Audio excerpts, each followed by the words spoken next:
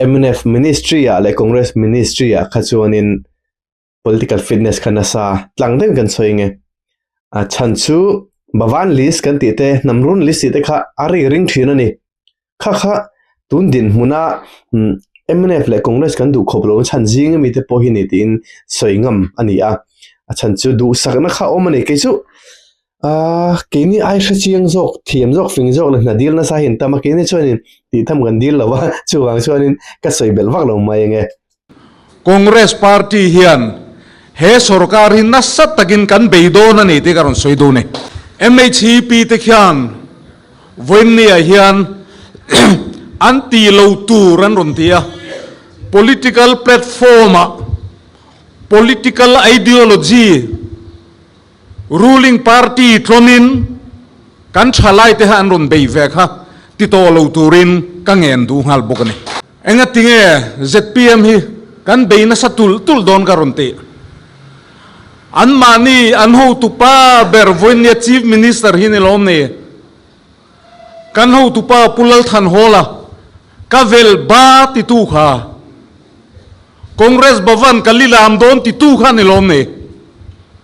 voinni han engvainga kan dimbi kang ILP hi center sarkar hian adu chuan a hlip thei thin thu asoya hei thil tu lo tak ning ka hria he ILP hi hlip turin center sarkar pulal duam achou tin kan soi thein ka ring bokani hoina lama piang adomai chief minister kan nei hian ole tun tuma chuan kan sport minister polo ni to puzodin tluang thu soi kan ngai thlave thung dona jen ji te hianin mizoram sarkar mizoram tana kan thilti to an thuna chuan congress min fakang ti te po kha an tai tira khan kan mo chu wang chuan thu soi ngai nom takani tura ngai la sarkar lai te po aron kheng le tura te bon ngai sak phot tai la NLP chungchang te po engtingen man lak don ti te po aron soi tura ngai la thome ngai thlang o hei tun kan sarkar hon mek hi an fing khoba an sarkar ma khan sarkar kal to te a cheber thu dik po ni lo don mangin nasa takin min bei thina sarkar na nan changa sarkar anan siam felvele sarkar dinglai beiju aram luizia policy tur soita cheu te in mipui anzir tira keini zinga po oi tam tak kanom mana anti dananga kanti kha an hlauni amaro chu engwanga political party nge opposition te ruling te kanom thin opposition party chuan sarkar dinglai sarkar kallai an kal sual na tur venga nasa taka dowa an thatlo nalai te soi hi kan duty ani kan ti turmak mo ani tlat khatela khani ni an soi sel dei chu opposition role chu ani dik che taron soi kha chu mini role ro chuanin an ma ani sarkar kheng tingin nge kan nek thu kanga an policy ai thaing tinge kan kalpuinga kan din charang tilai chu an ngai to tel kha angai ve thowa ti chuan tira ron seng de la khanin an opposition nai khanin tun kan ruling party te hian ati khanin min bei thina ti congress sarkar lai khan ne taka chuanin ZPM hi an ding man lo tila an din chung kha rei lovani sangni som pasari khan ZPM khadin ani a sangni som le pariata khan congress kha antla MNF kha aron ding chang lai khania anin bei rei lo khop mai amai ro chu katelai kha chu opposition ina an sei dan tur te po ani tur angai te thome chuwang chuan voinni hian ZPM te thanga kan ok don lowa congress party hian he sarkar hin na sat takin kan beidon ani te karon soido ne opposition role kan play he kan thalai ten man ron lanal khop mai nimin pia maya kan Chief Minister Mizoram Chief Minister om to zong a kan ram kan nam him na tur po ngai tua phalwa inner line permit te central sarkar en du huna thia thei turanga an soile an thia huna po kan do don ni po tingam lowa a kha pon fan an fan tira an ti tur dik tak an ti ani tilai hi chuanin hemi ILP kan ti chungchang tele mizo nam him lo tur hian central hian ro rel sera chuanin chuta chuan kan ruling party te hian an support ani nga chuanin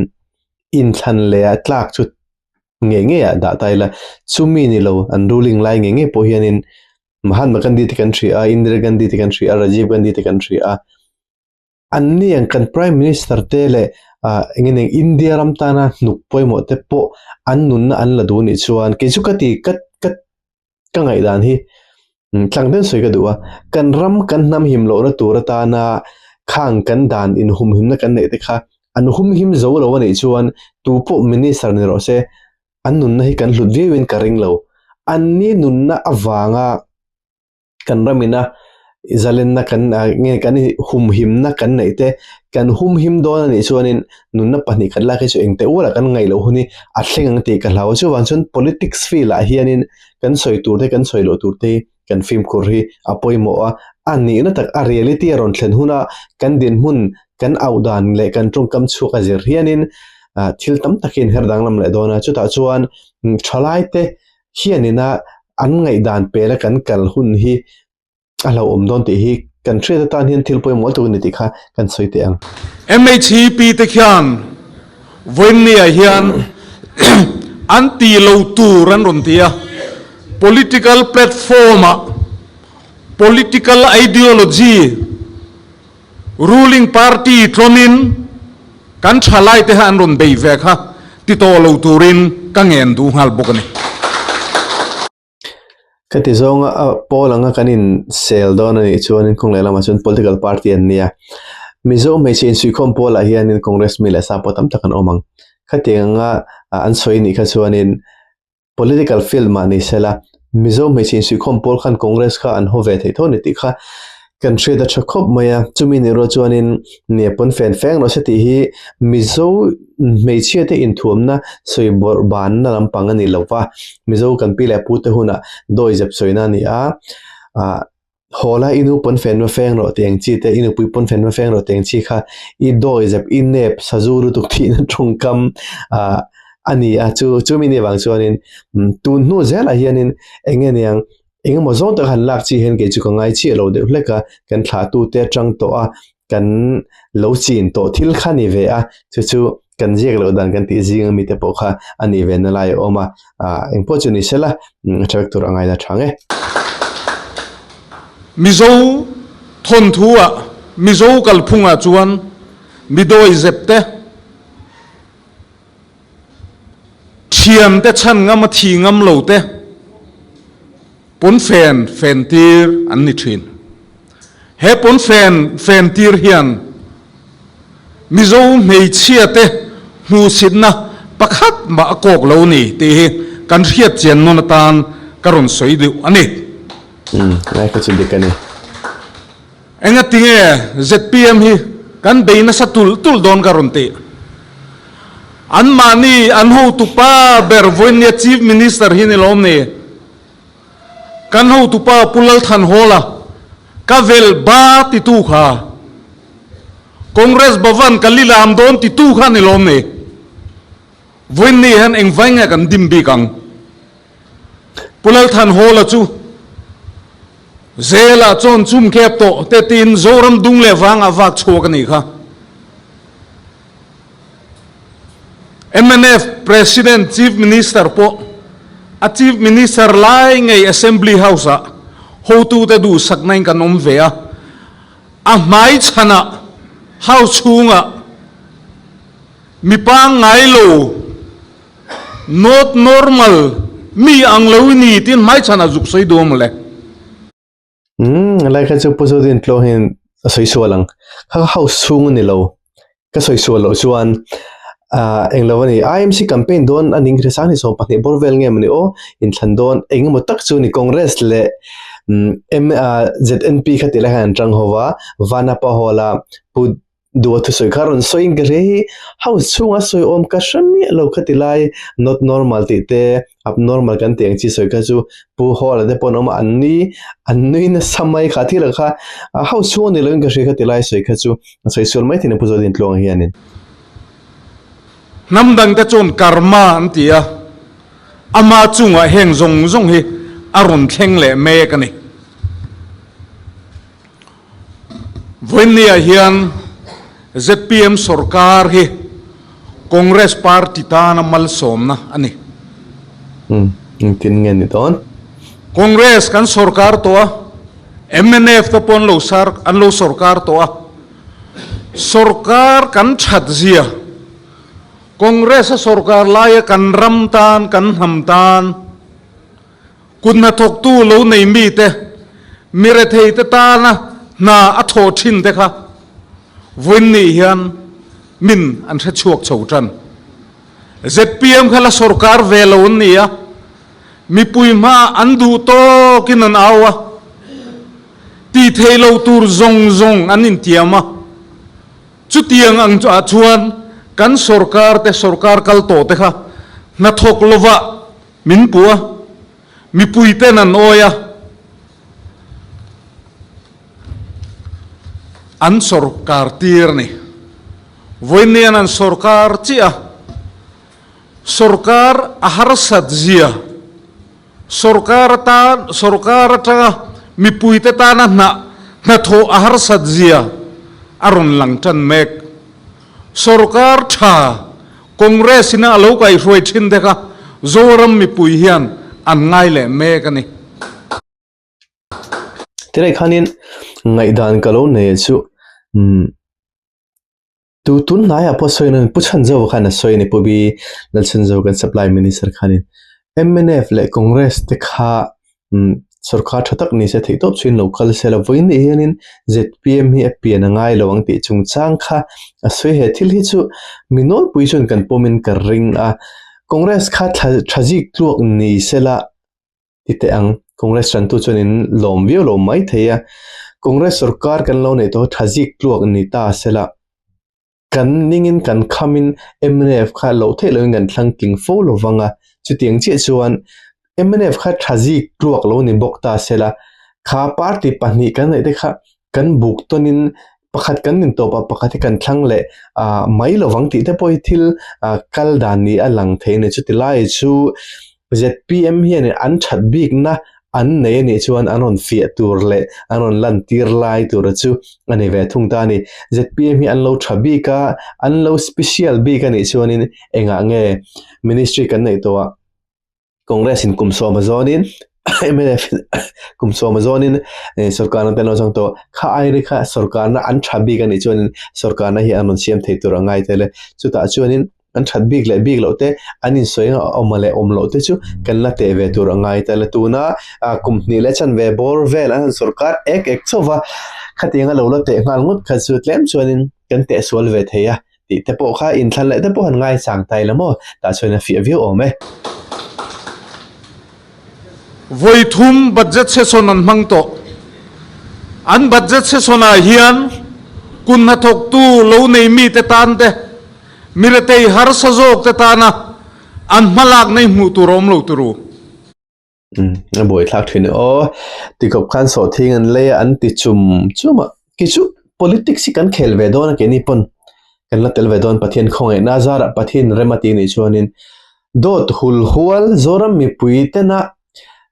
phone tang te TV tang te an me chu mai thei tur YouTube a thil tam tak a om to lai kara do thul huala nga han ngai thei tur han soi pupa hi ge chu an huai san hi ka ti thina clean du wang hi ti tai la an hoveo mai theya ta chuan zoram kun na thok tu ta na an na tho na sa ji so thing le ring da po vai bel cheng zat nge mi pui te ip te lu to ti te hi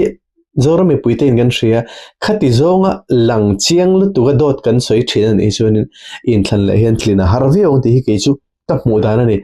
mi puite kan a to lovamo dik tak chuan in Congress Party chuan Mizoram dung le wanga kunna thok tu lo nei mi te mire thei te chan chuan program tam tak asiam heng te hi ni chena kan thalai roi tu na soyang khan Gen Z kan ti kan thalai zirlai te hian an ngai ven em ani tu sarkar hun lain nge kan ramtan na thok thin tu sarkar hun lain nge mire thei ten mangai tu sarkar an nei te tu na kan thalai ten an ron zir mek an ron zir chho tur chu Congress sarkar le ro se ti ni rungon mai ni chu tiang turatan chuanin sarkar na nei le ta ola congress minister in nei turte in MLA turte azirin sarkar na pek lo chu mi puite kuta le pathian thu a om do na chu ta chuanin minister lo ne to te lani thei tur din ma ding mek te hi mi puite kan eat em kan ot chowem mizor mi kai shroi ta ola engdit mun ngai kan ding ti hi kan lo zir chiang ve tho bok chewa chu wang chuan in trong kam choka te in ma lo lak to dan te kan te ve don tho chu ti kha in trida tho me kan rama mason na tam tak sarkar kal to tenan siam voine university kan neya doctorate degree mi tam takin nei na te voine kan kot kaya nge medical college neya kan nula tlangwal ten doctor anzir theina te electric eng kan nei theina turata na tuirial haidel project kan khuate thalai te khovel thar kan chiam theina turata na district capital stadium puitling aizol kho puya le lungle ya te kolosi pa te infiam mi te tan an mani pol bi ka hol chi rang kan siam te na thok lo min pu tu te hian voin nia chon an thir ngoi mani engtin nge congress sarkar khan alo ti voin ni an minister te zona ni tlat nia khami chin akha chuanin congress ministry kha chon infrastructure lian ni chu a thok na sa khop maya ma so na tam tak min thlen chumi chutiang din huna chuanin kan ron ding chho me ka tuna kan thil le thatam tak point ma ni ku chuak jing khana oma then khada hi chuanin nia tuirial haidel project te hi chu an soi thina kong le lama chuanin haidel project kan nei ni mai kan lok pui lo zial le kan chana sajete le sarkar en sum le pai man to zo ka inrem na lo ne pui wanga power kan leite po hi ngomozong tak chuanin soi du chun soi tur tam tak te pom thonga amai ro chu indoor stadium din chungchang ate artificial grass kan han nei chungchang ate chun congress chu fakchun phu thlot ani an malak na himo infrastructure lian tham hi chuanin congress ku chok hi chu ani de vak tir kan soi sual mai thenga puzira kan home minister te polo ni to congress apo mi poi motak lo ni thung aro kha chuanin MNF ku chok de vak khati vere la boxia tili se themi har to thena ni atak taka an thuna mi zeng an soina chu ni mak an ti to congress sarkar lai khan trong lui khu angai reng kan tui pam khol po angai reng athok tu officer te po angai reng tuin hiang nar takin kan nei tiru voinia trong khu la luang reng PH officer te po langai reng engatinga tui kan har sate mem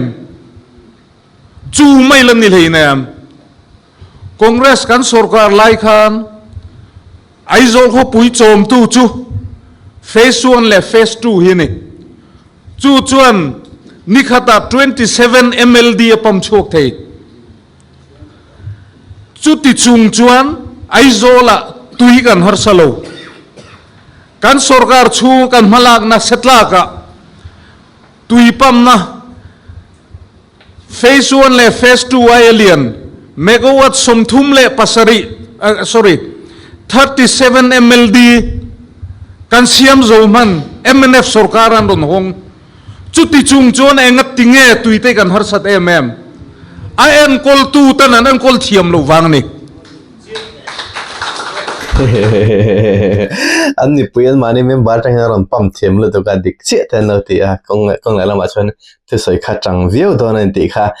reta a tui hi congress la par kan thar sa thawani ya dik tak chuanin tui kang te pokan ngak tho ke ni pon aizola kan om chung khanin khateng kha ani ve thowa tun din mun a hian kan tre tur chu congress sarkar na sang ni le a som pareta atla ga changa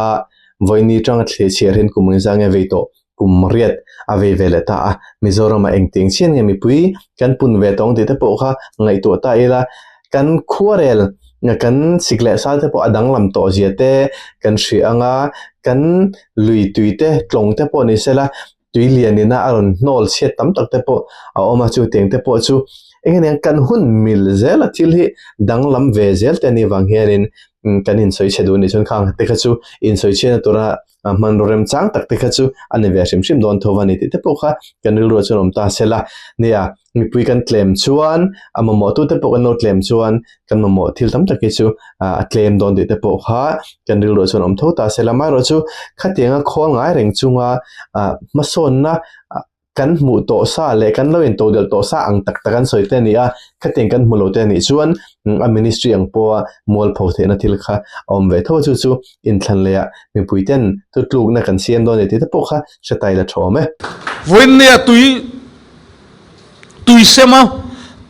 traka tui sema ei zong te congress kan sarkar lo hin lom lu tu ei zon na thatak an nei ne rong on mai ne ma se mi puite tan chuan har satna ani voin ne hian han ngai to chiang te u ai zol kho pui chunga ringot thian kan sarkar lain mire thei in le lo nei lo mi sing tam tak in kan sak sakasi in kan sak sak lo po loi bua mani episoding pui bial campaign na ka zukal rang va muala dur tanga mire thei om na nei lo an mani puala in sakna nei si lo kha chung ko sang tam tak congress sarkar lai khan ma ni in an nei thei ang turin rom han na kan siam vek mire thei mangai tu party chu congress sarkar hi kan ne kan sarkar chunga kan thil ti zong zong i soi don nila voin nen ha bi phek hi kan soi seng dong lo khalaya khan kan lum du to kanga point pakhat karon soi le du chu NLUP chungchang hi ni he NLUP hi that ve em wangin party dang te hian angai nan khrewe silova soi sela an tlak ani soi thia ta an tlak eng wanga NLUP hi tinga kan ne kan rama kum som ni ramboi nuaya kan oma mi pui te kan harsa mani khuwa po kan om thelo khuan hala soi khom kan ne sipai nan no man makin min man min votero congress sarkar congress party pulal than hola chuan congress min sarkar te lo kan rama remna le mon na omang remna le mon na kan nei theina turatan chuan second khat po kan in ngai to lovang tia zoram mi puitan min ringa remna le mon na kan nei ta niก็ติไลค่ะกัน chief minister ในตาพูดดูข้านะสวยเฟียครบไม่วิดีโอช่างๆพวกนั้นด่าชีนะเริ่มนั่นแหละมวนนะอัตานะนี่นะอันแค่นั้นอุยเลยสีเสียแต่พวกข้าสวยข้านี่อันนู้นเจละเริ่มนั่นใส่นั่นโดนโชว์ตาแต่พวกข้านินบรูกเตียงอันนั้นมุนโตนู้แต่พวกข้านินพูดจีฟกันเดียนเนี่ยแต่พวกข้านินอินเริ่มนั่นตาเนี่ยนี่ก็สุรการีมันตีร์เราละ not at the cost of เพียงแต่พวกข้าสวยข้าอันนี้เองพวกชนิดเสละข้าจะกันสวยพวกของการ political history แต่พวกไอเทียมข้าหุ่นตัวจะมีนิลายทั้งชัดโลกันนนตุ้มชินไล่ฮิ tem chuanin mi puitam takhianin ngai na hria alo in chiar pe te chuanin kan hel deuh hlek mo ti thin te po hi ani engpo chu ni sela congress khanin thei to pan chu ave tho boka an sarkar lai te po kha ati khanin man han nam tlu lo po ni sela state min pek chun zom don chim wang khanin central sarkar khanin khathila khan inrem na wang po ni lovin state sarkar na state thar ut tanga state kan ni to don wang khanin kha sarkar om to sa kha cha tluk chim chu angai ni ti kha kan thretan po poimo vi ome khati lai khan chief minister te kan minister zom tak te khan kan rama rem na le mun na aum theina turatan vote khat ma zoram mi pui pona vote khat pon pek lo ara kana ron ho te kha chief minister te ni se rem na le mun na hnuaya kum som ni chung ram buaya om chu kan lo har sato kan eizon na kan ra bi atlewa congress party chon kan hu tu sa soidan adikin karing an manga he bavan he ina nge hian building kan sangma hian an trong trai rual na ra chu enilu pi hini chu wang chu ni pulal than ho la khan enilu pi hi pathian lamtang program ati thin khani enilu pi kan ti khan tahan kan tla blong nge NLP hi puhol khanin asoi pakhata chuanin development program ani lo ti ve te po kha om tho wasang ni le pariata pusang zela tlawina a interview na khan NLP hi development program ani lo wa ti te po ka soi ve tho ni ti te kha antar lang ta ila chu tiang ni lo wa karil ro lo ma chuanin sanga ju somre le paruka remna kan ne sanga ju somre le palia in thano omata chuan congress khanin min thlan tlin chuan remna le monna kan nei thenan kan sit sikhan khat po ngai tolen kan kirang ti khani a ti chuan sanga ju somre le paruka remna kan nei ta a kan nei atang khan president rule ate kan han oma chuan in thlan sanga ju somre le pasaria in thlan no ma khan makkati do chu MNF fan tling ta dai kha makhi kati angareng khop maya kharem na le monna khan pudu oman hek na khanin kan party president hi berhi in thlang polo ni la remna polo nei la congress ju kan sarkar don haulo mai achan chu kan party president berhi pudenga nupuite le anupuite hi nam khatan ni a badminton ten khel ho thina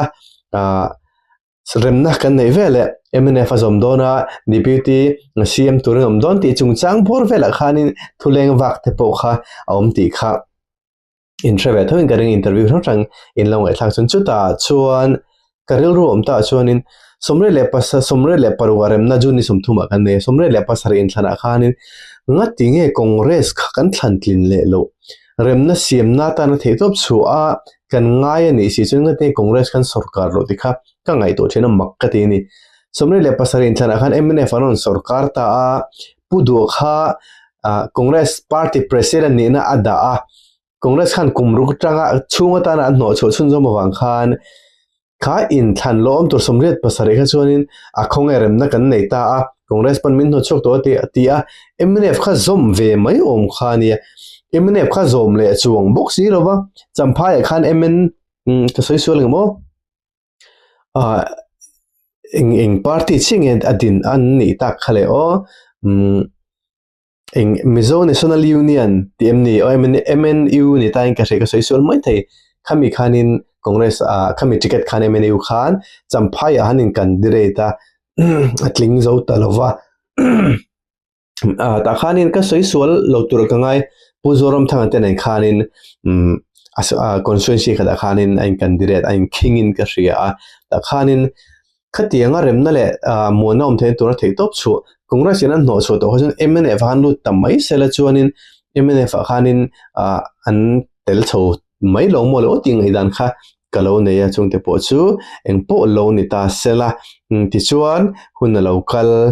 zelta a tundin mun hi kan thleng chhota ne ti khanin an choi tai la thome kan rama mitam takin eizon na het an nei mania kan vice president hian soe hlaya nilo khuta kan len na reye ka chuan Congress Sorkarina rang ve in chung nei lo tena na rang ve in chung an pek kha when ni array e kan lamang ani ati Congress Sorkar supply quality at hadan tur de chung ngai toru when ni akum tam tak nu apo rang ve in chung nei lo te rang ve in chung kan pek te kha an mang when ni an lamang ani kami rang ve in chung sem kha eng tikung sang ka ko som kwa le kwa thum emi kwa ti bor velan semani mo ka soi chiangam che lo kum kha sra chiang zo khan soi ta ula som ko pathum ni se kum som thum le pa ti cho bor vel kalta kum som thum le pathum bor vel ne chu ti chung ala tha ni chuanin turu viau mai a quality kha a tha le ni ti kha a hre do me tak takani chuan mo chuwang chuan pathian lamchang program mirathei tak khai chhuana turatan NLUP kha kan manga voinia chuan thingtlanga kan tlang ram lo newang kan ram ngo tam tak a chiat te kha tam tak kan hum him pha khopui chung mir thei te kan choi kan na turatan khan special development scheme khan kan han khai chok zui ani kha voinia chuan mir thei te khai chhuana tur program hi kan ho tu te hian an ron duang le mek party dang te hian lo ngai tharo mi soi sel ringot lo hian in ti tur soi ro in ti mo kan ti tur chu election dona kan ram kan kai suai dan tu chu manifesto kan un siamang when ni chon opposition kan ni nangin he sarkari kan ron do chun zom zel don ani chak me ya kong lela ma chuan ni ke ni te pon content creator tele reactor te po he kan soi thina dik tak chuanin in sarkar hu nei ti turi soi ro in ingeniang sarkar la hi in sela ti hi kan soi phone kan video te pon lo enthin ni tura ngai ta ila ke ma chau kan ni lova ba content creator tam takhenin abik ta kha political reaction de thin chuan kan soi tam jing mi te pon in country a chutilai chu ti khan non chang ta te po ke ni te po ngai ta ila khathil kha aron ngai nom don eng ting chin nge NLP hi aron thar thole don ti te po kha kan thatu rangai ta ila chumi ni ro ro chuan abulli anjan harlo tunga zorami puite hianin antu nget man long ti te po jo thil hlom takani ve thowa chungte chu ril ro chon lom ta sela thazo omja nei jok tun sarkar hi thwakan ti ni chuan tun sarkar kan nei mek ai tha ankal dan tur khan nei chuan congress tam po kong hi chu om tho ni chutilai chu eng party tam po kong hi chu om tho ni ti te po kan thre da thome kan riat thewangin CZP ta chuan NEET exam paper ali ka wang le CBSE kal phung thil diglo tam tak du lo na wangin education minister Governmental pradhan bang turin an phuda jantar mantar Delhi an pung khomani kha thalai jam na zong me te hian thiang lim le fel fai taka exam neya an thiam na wanga kin hi an du ni ten taka exam paper leak out te atop theina turatan ma an la ne kan rama ngei po hian nimin loko MZP te chon MBSE siam that an rum phut to tiru MPSC ani MBSE ni len lai kha o Congress sarkar lai khan hei hi karon soidu voin ni ang ka soi hian kan party zinga thinrim te pon om thin Congress sarkar lai khan na tam tak kan la kan halak te khan Congress sarkar wangin na hi kan hu an tilo an thiam wang mu an in ngai tat voin ne zen zi kan ti kan thalai le kha thiam ten he lo ngai tharu Congress sarkar a chon midik mithiam ten nan muthin se hatilai kha kong le ma chuanin nia kan lo ton thre tam tak te po om ve thowa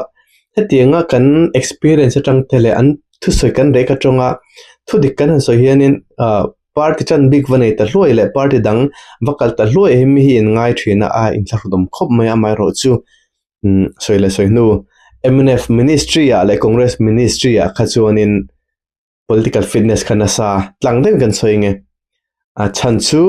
bawan list kan ti te namrun list te kha ari ring thina ni kha tun din huna MNF le congress kan du khoplo chan jing mi te po hi ni tin soingam ani a chan chu du sakna kha omani ke chu kini ai sha chiang jok thiam jok fing jok na dil na sa hin tama kini chuanin ti tham gan dil lawa chuwang chuanin ka soi bel wak lo mai nge ka bial nge ya then lum khwa kan soi nge an chung ta chu ZNPN ni MCS atling thiam in ti ve bok election a piang min la beizui le ha ma aseng chung kan soi du na chu congress sarkar kha affair sang ni le pariata hu tu de du sak nain minister din huna min hlang kai ve a tilang soi main tu na MCS soi kha MPSC ai chun dik tak chuanin kan politician te hi in rol theimeu lawang tikan ti teng in lo in rol ni chuanin achieve lo tan MPSC nalak MCS te MIS te MPS te le MJS kan tiang chi sang sang hemi Mizoram ina sarkar na sang ber lak chi hi chuanin ai rol thelo tlang puita chan chu MPSC te UPSC te hi an mani autonomous body nei ve ni wang hianin musena chuanin kan rin na tam tak pokan ngatani amai ro chu ka tiang ni ro na hniam te police kan tiang chi ate a sarkar na thop lema na hniam zo political fitness om thena hi chuanin kan du khopi chu ani lo thil ni a sarkar ma sa to te po khamo ka tiang kha ani a eng po chu ni sela sejer photte se minister han ni ve chu a hu phurom khop mai chief minister lo ni to thin rei tak lo ni to kan hu tu pa pulal than hola chera athu soi ma saber chu hi ni minister te tan hian MPSC chairman te member te phone duk thil za thak beran hiti officer te contractor te na poisa deal te thil za thak an hiti kan sarkar chung khan sarkar mol pholo te ro voimnia ZPM athabera mi zong oi than ron sarkara MPSC exam chu voyang zat nge anti suala correction an ron siam to le kan zir lai te pon an rin ngam to lovin an siam ani khatero keini kan sarkar lai chuan kan fair aniang chairman a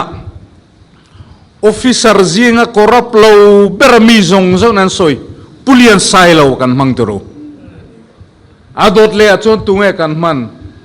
pastor pension po nilo pastor changlai ni kan banne reverend zo sang liana khata khan minister ten chief minister ten hei hi kanawani hei lo du sakrovati la kha pastor kha abang dayang ahun chung khan congress sarkar khan dik takin na kan la chung te zo voin ni kan zir lai na ron zong le tur te hian in hriat ka du kan chief minister pulal than holo le education minister te khan congress bhavan po room ngoi khotim mitha te kha zirtir tu te khan an la thina ni chuwang chuan congress party hi heram henam siam thale tura kan impo cha hi apoimo hun kal to ati diklo te po kan lo nei veng amaro chu chung zong chu min thengil sakula kan thil ti thatte na kan lo tho to tele kan ha tho le tur ten hian min lo thir turin karon som du cheuni tilai khanin ne MPSC big a hi chuanin ki chu ka ngai da tu sarkar ma hi ain rol du ki ka ring lem lova MPSC bi ka na sang lak turangat phe chan loin rol du ani chun ka telai ka chu thil ti chi lo takani a eng po chu lo ni ta sela kan thil ti dilo te min thengil sak ula ti ania kan lo ti dilo tam tak te po omanga sarkar na kan changle ni chuan asiam thei top chen garon sem thaleng ti jong khanin soini ta sela chuan engeng mi puite thin lunga ti thatam takan nei thosi a mo khati jong khanin soi thiam tai la thu soi hi ne ke mani party chung bil thu kan soi ani rol hianin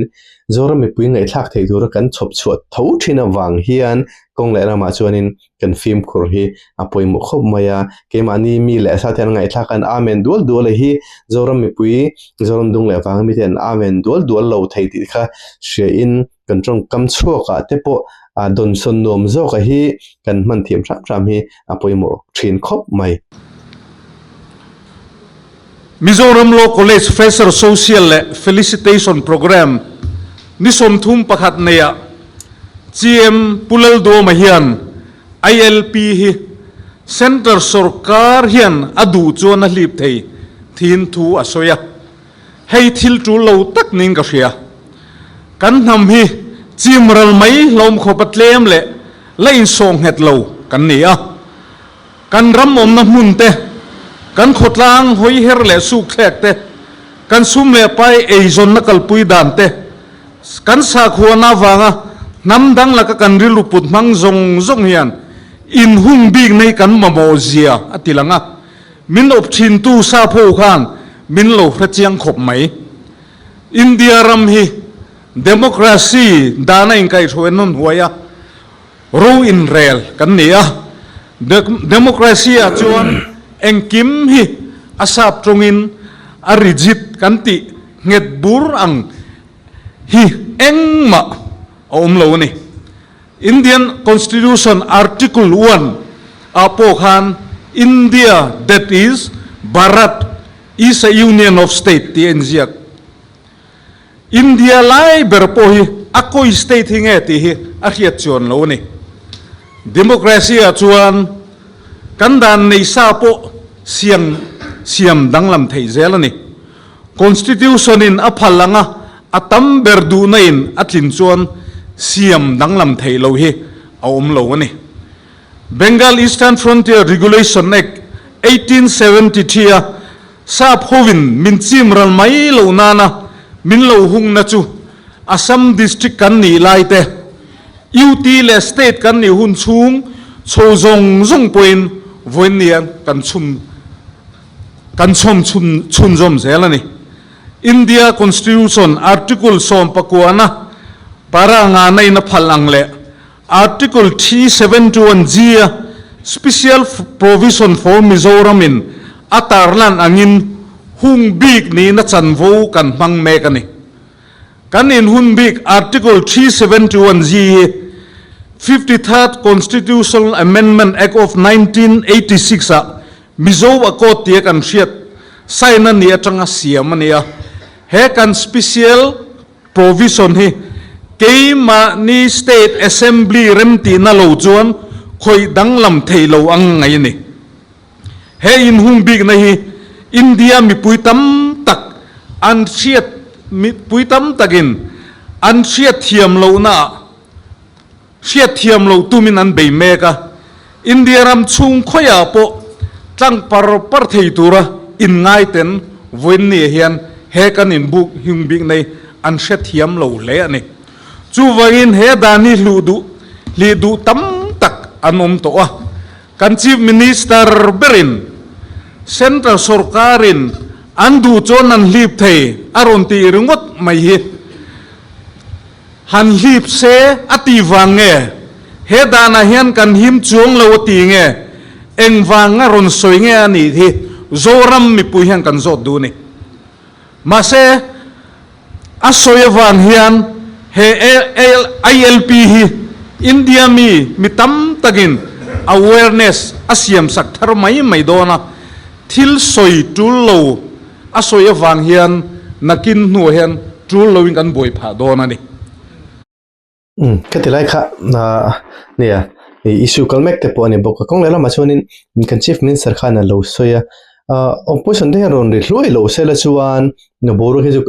enga ma chuan kan ngai lemdon chung lova mnf le indam na chungchang phi se khot kan ti te po mnf party le home ministry indam na ni ti han soi te po tunma te po na soi do thina chu tilai chu kan han rik pui loi nu a hian kan engeng kan ke mani zo ka hian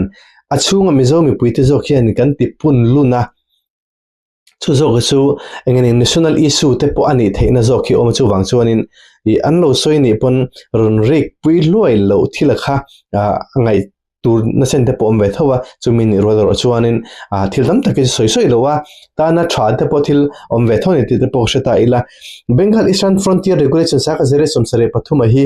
kan han soi hianin ke mani mizo te min hung big na ai ma chuan British sarkar khanin khang thing pui fe huan te Assam rama thing pui fe huan te keni na kan zulu chila anlu te kan zulak turlaka ven na kha ani zok je hi mi thim den ron soi chuata ka hi apom om ta khop mai amai ro chu huna local zela India te aron jalena independence kan ta ka chuan ke mani tlang mi te nam tlem zok le chimral thlo om zok te hum himna na tanglet lo hi chu kan van nei hle ani ti kha kan thre ta tha chu tilai chu kan ngai hlu tle po kha a thavio ome thian train kara nu pein kara u nawin kara po kan chungchang van tlang ma thil soi chu ker lo hi atul chang om ve thil dik le theng theya po hetiana soi hi he ILP hi lip turin central sarkar pulal duam achou tin kan soi thein garing bokani ramle nam amai lo tha katia mizo ko pisa ko tepo ama chuan phek tina pulal de nganen zan rei tak chuin kan ziak ati thin khania ma se voin nia chuan chief minister ania ama ho an java po kha mizo mi puya huam lo ten an soi le to ani ama khop mai turu mani loka tilai khanin ne point som pasari kha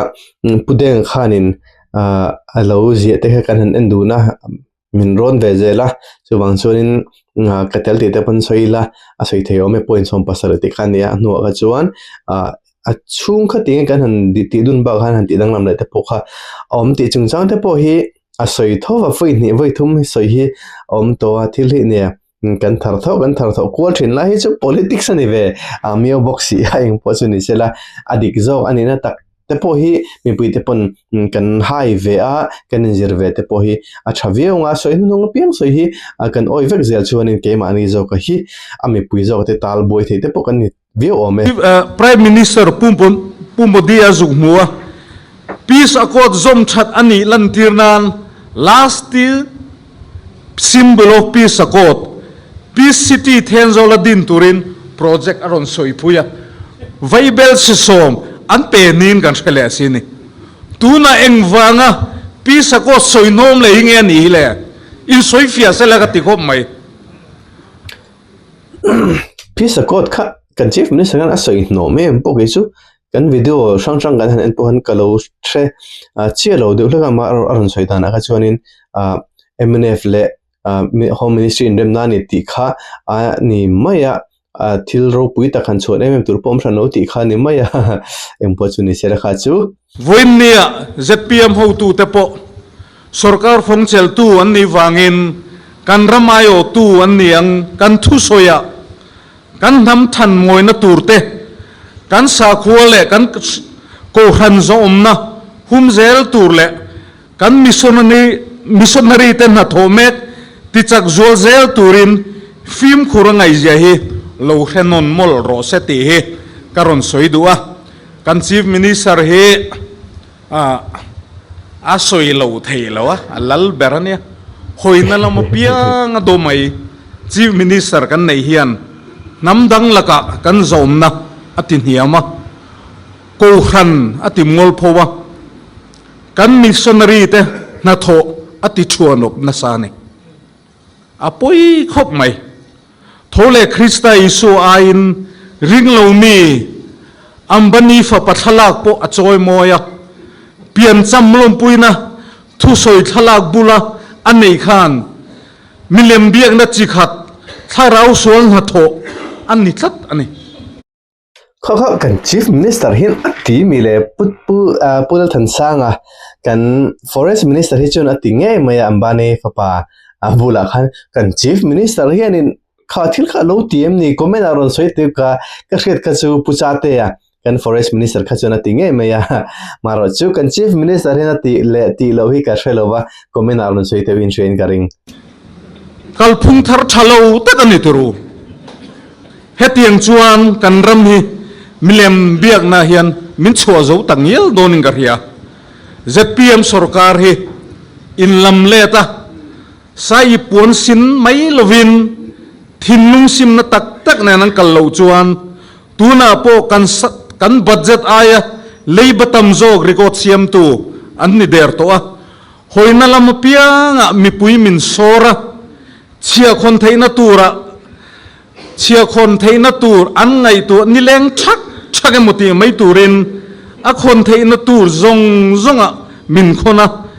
a theina pia nga anti phung thur tura mi pui he min sor fu vek to chu ani he nia ramchang kang te kan thlir chuanin chia pe nema piang pe sanga piang hi ramchang kang kan soite an ni zela intina Singapore te ponita sela kumin chunga ta hianin kema big poina ka chia choi hi cheng sing khatle tle mani a khatin khani keni foreigners te pon kan choi chu aram mi te pon choi na sang te kha ring tai la chu ting te ni wang chuanin dan dik taka kan kal te po hi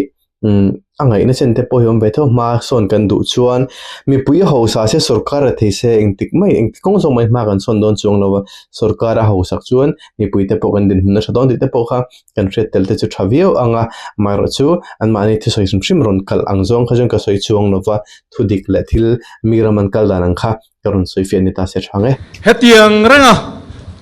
sarkar kalani chuan chiat vek na Congress po lo sarkar le po nila in siam that le thailo na tur khopa min hut luk meka pon lamalan thattum chungril chesi farisai nun he voinia kan chiat pui meka ni missing principle nei mi alo dot le tongkam thiam na manga du soyang chi hi chu I thang ting to lo ram te muti karon soi do ane tun kan sarkar rei lo chung te a pulal do chief minister record tam tak asiam to a record siam tlem te karon soi do a top na lam ani to a record siam te he lo chin sia theula ka du kho mai pakhat na siam ni to zinga restricted tender penember ani siam ni to zinga restricted tender blanket approval pemasa berani CM ni to zinga restricted tender le departmental uaglian tham deu CM approval lak angai zel voi khatna CM kan nei to zinga nasem nasaber CM kan nei to zinga inren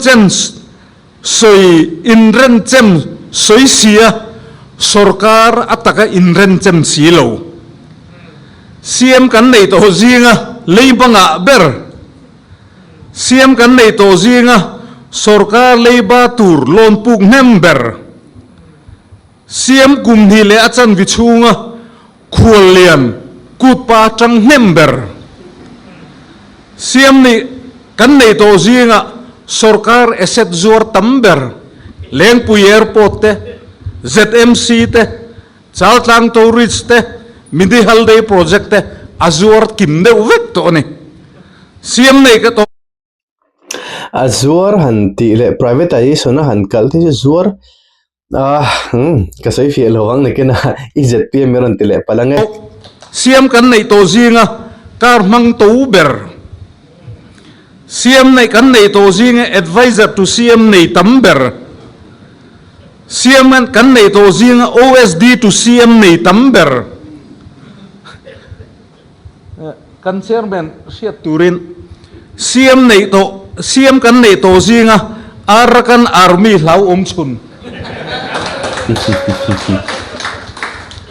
CM kan nei to zinga RTI arin tlak lo zok thu soi chun CM kan nei to zinga budget ay tam leiban nei masaber pu VF zaratan CM kan nei to zinga ma ni lim hong masaber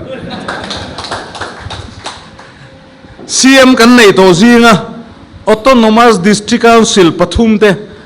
RE pedulowa voin ni thathum chuang hlo la thailo CM tu chun CM kan nei to zinga unati lon puk masaber Tilekhanin autonomous district council chungchang kharan soya nia anmania sarkarna chiam miolo chuanin an du chuan peklo thekha ni ve thowa peklo khachuan khachu anin thlangdona sen state astunge sarkar to sa an hria khati chunga state sarkar to sa an tho dun pui theilo an thlantlin miolo khachuanin se sarkarina alo lok chuga ati avati nge tur ni lo thil ati lo ni khachanga tera demna tur omen ka shela ke chu a heng bo chu ni sela politics ani miova kan soi to thin kha CM kan nei to zinga central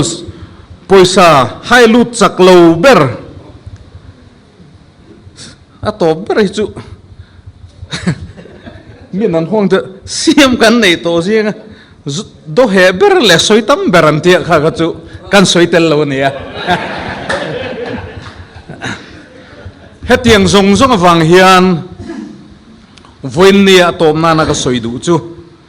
sarkar kal to zong zinga congress sarkar kha ramtan kun hatok tu te lo nei mi te mire te tan na athok to thina congress sarkar le theina tur tan voina ho thingtlang lam te khopui chang congress lo tan thin tu zong te kasom lon le chewa ho idin thar le tengu kati ani ato bera chuan bakche hi thil hriam tak mase a bakche hi la sangila amalin thil changkai lo tak ani a in kop tlat angaya kopui nelovin akhing le lam jok chau omta se aman tlak lo man tlak theinan chuan akhing le lam ain kop angai ni chutiang chia chuan bakche hi paniang het taka om chuan puan te hrui te rangwa te a chep thin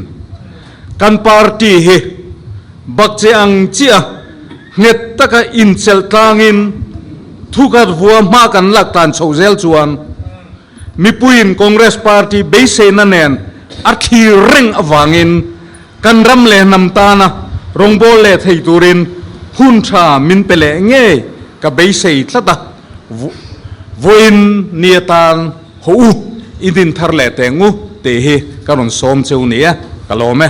alle khati song kha puzodin tluanga congress ministry a kan sport minister te polo ni toina athu soite ani a